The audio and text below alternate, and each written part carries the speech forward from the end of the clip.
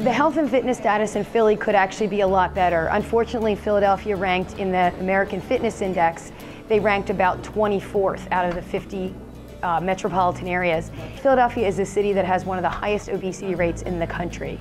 So combined with and that is, now that we have this AFI, this American Fitness Index ranking, it sort of goes hand in hand, doesn't it? Because Philadelphia is not as active as a city as it could be.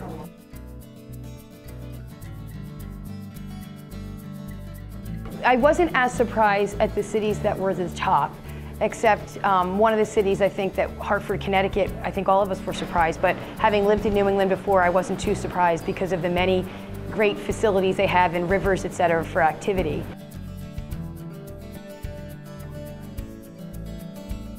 If I can actually start with a very small study that I did with Philadelphia in particular, because getting actually parallel to the AFI is that I did a study with my students where we evaluated barriers to physical activity, in particular in West Philadelphia, which is where the University of Pennsylvania is, and among African Americans, older African Americans.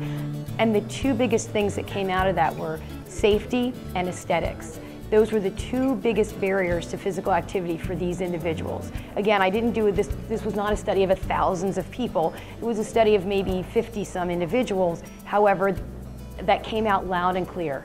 So getting back to why Philadelphia may not be as active, I would also state that those are two of the biggest things that we found, and that somewhat parallels what the AFI found.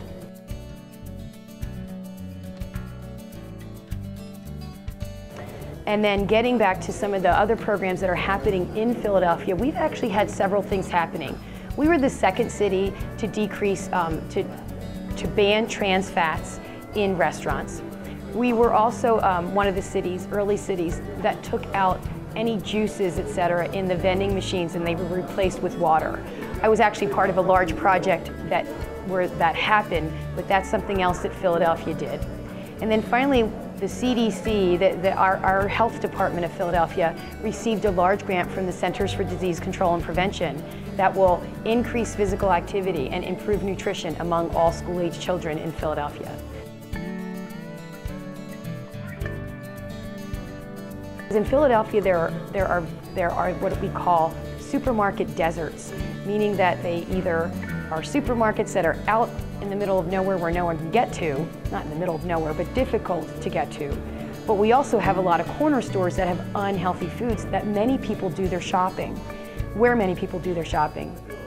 So now we actually have a good partnership where more organic local foods are being brought to some of these local supermarkets that also hire all local people. So they're not big chain supermarkets, and that has also helped Philadelphia as well.